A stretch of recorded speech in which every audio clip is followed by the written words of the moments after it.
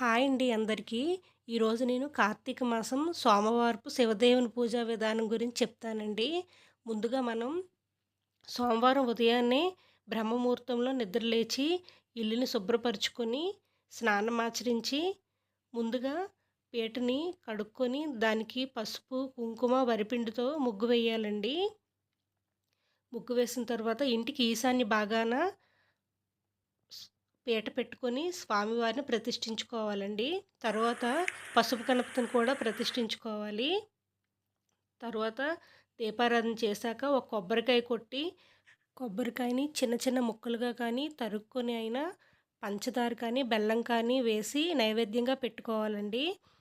ఈ పూజకి ఎక్కువ పూజా సామాగ్రి అవసరం పడదండి. మెయిన్గా కావాల్సినవి మారేడు దళాలు, కొబ్బరికాయ, పంచదార కానీ బెల్లం కానీ 3 రకాల పువ్వులు మాత్రమే అవసరమవుతాయండి. మిగిలినవి మీ శక్తి కొలది మీరు ఏ ప్రసాదాలు చేసుకున్నా, పువ్వులు పెట్టుకున్నా పర్వాలేదండి. మెయిన్‌గా కావాల్సినవి అయితే మాత్రం ఇవేనండి.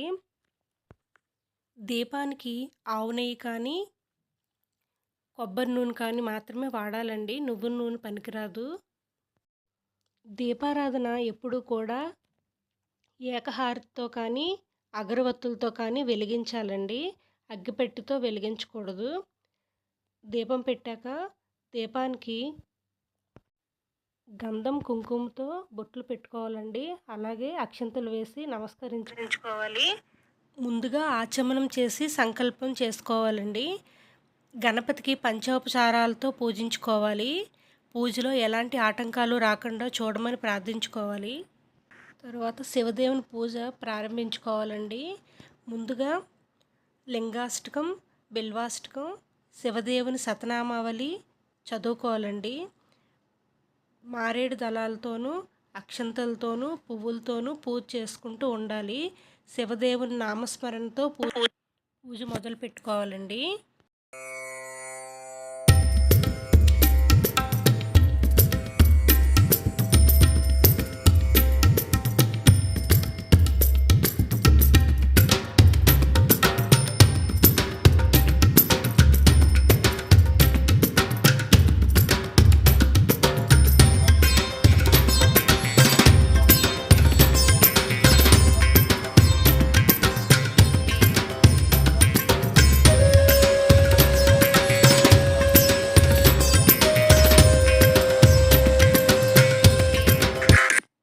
తర్వాత శివదేవుని కథని చదువుకోవాలండి.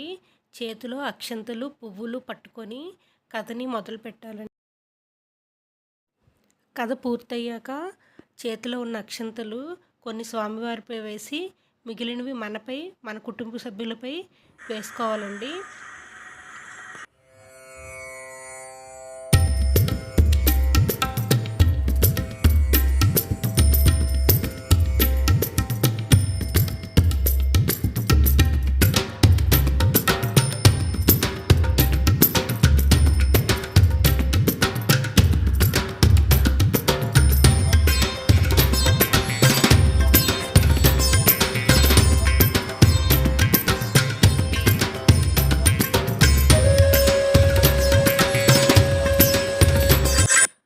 పూజ పూర్తయిన తర్వాత స్వామివారికి హారతి ఇచ్చేయాలి.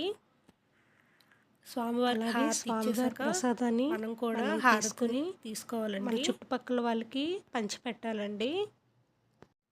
ఈ విధంగా 3 వారాల పాటు పూజ చేసుకున్నట్టయితే స్వామివారి అనుగ్రహం మన మీద ఉంటుందండి. ఈ పూజను ఎవరైనా చేసుకోవచ్చండి. మాకుంది, మాకు లేదు అని ఏం తేడా ఉండదండి. ఎవరైనా చేసుకోవచ్చు. స్వామి మీ కోరిక నెరవేరుస్తారు. ఈ పూజ 3 వారాలే కాబట్టి చాలా త్వరగా కూడా అయిపోతుందండి. చాలా సులభంగా కూడా చేసుకోవచ్చు. మీరు కూడా చేసుకొని స్వామివారి అనుగ్రహానికి పాత్రలు కండి. ఈ వీడియో కనుక మీకు నచ్చినట్టయితే లైక్ చేసి, షేర్ చేసి, కామెంట్ చేయండి. మీ సపోర్ట్ నాకు ఎప్పుడూ ఇలానే ఉండాలని కోరుకుంటున్నాను. థ్యాంక్ యూ అండి.